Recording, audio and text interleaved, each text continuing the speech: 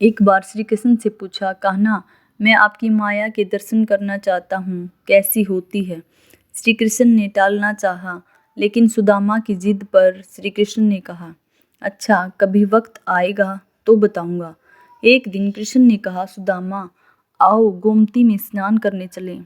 दोनों गोमती के तट पर गए, वस्त्र उतारे, दोनों नदी में उतरे।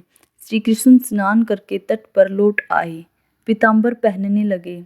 सुदामा ने देखा, कृष्ण तो तट पर चले गए हैं, मैं एक डुबकी और लगा लेता हूँ। और जैसे ही सुदामा ने डुबकी लगाई, सुदामा को लगा गोमती में बाढ़ आ गई है, वह बहे जा रहे हैं। सुदामा जैसे तैसे तक घाट के किनारे रुके, घाट पर चढ़े, घूमने लगे।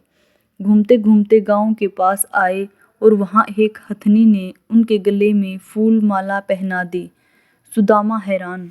लोग इकट्ठे हो गए। लोगों ने कहा, हमारे देश के राजा की मृत्यु हो गई है। हमारा नियम है, राजा की मृत्यु के बाद हथिनी जिस भी व्यक्ति के गले में माला पहना दे, वही हमारा राजा होता है। हथिनी ने आपके गले में माला पहनाई है, इसलिए अब आप हमारे राजा हैं। सुदामा हैरान हुए, मैं आज राजा बन गया। एक राजकन्या के साथ उनका विवाह भी हो गया, 2 पुत्र भी पैदा हो गए। एक दिन सुदामा की पत्नी बीमार पड़ गई, आखिर में मर गई। सुदामा दुख में रोने लगे। उसकी पत्नी जो मर गई थी, जिन्हें वह बहुत ही चाहता था, सुंदर थी, सुशील थी। लोग इकट्ठा हो गए। उन्होंने सुदामा को कहा, आप रोएं नहीं, आप हमारे राजा हैं, लेकिन रानी जहाँ गई है वह आपको भी जाना है। यह मायापुरी का नियम है। आपकी पत्नी को चिता में अग्नि दी जाएगी। आपको भी अपनी पत्नी की चिता में प्रवेश करना होगा। आपको भी अपनी पत्नी के साथ ही जाना होगा। यह सुनकर तो सुदामा की सांस रुक गई, हाथ पांव फूल गए। अब मुझे भी मरना होगा। मेरी पत्नी की मौत हुई है, मेरी तो नहीं, भला मैं क्यों मरूं? यह कैसा नियम है?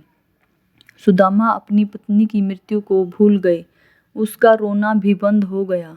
अब वह स्वयं की चिंता में डूब गए और कहा भी, भई मैं तो मायापुरी का वासी नहीं हूँ, मुझ पर आपकी नगरी का कानून लागू नहीं होता, मुझे क्यों जलना होगा?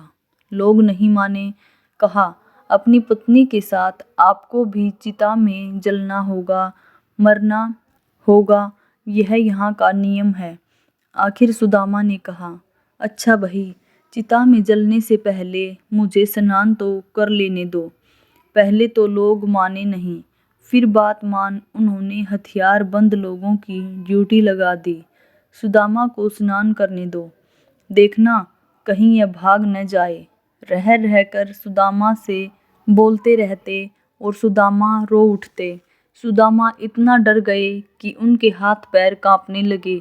वह नदी में उतरे, डुबकी लगाई और फिर जैसे ही बाहर निकले, उन्होंने देखा माया नगरी कहीं भी नहीं। किनारे पर तो कृष्ण अपनी अभी पीताम्बर ही पहन रहे थे और वह एक दुनिया घूम आए हैं, मौत के मुंह से बचकर निकले हैं। सुदामा नदी से बाहर आए और सुदामा रोए जा रहे थे। श्री कृष्ण हैरान हुए, सब कुछ जानते थे फिर भी अनजान बनते हुए पूछा, सुदामा, तुम रो क्यों रहे हो? सुदामा ने पूछा, कृष्ण, मैंने जो देखा है वह सच था या यह जो मैं देख रहा हूँ? श्री कृष्ण मुस्कुराए और कहा, जो देखा भोगा वह सच नहीं था, भ्रम था, स्वप्न था, माया थी मेरी। और जो तुम अब मुझे देख रहे हो यही सच है। मैं ही सच हूँ। मेरे से भिन्न जो भी है वह मेरी माया ही है। और जो मुझे ही सर्वत्र देखता है, महसूस करता है, उसे मेरी माया स्पर्श नहीं करती। माया स्वयं का विस्मरण है, माया अज्ञान है। माया परमात्मा से भिन्न, माया नर्तकी है, नाचती है और नचाती है।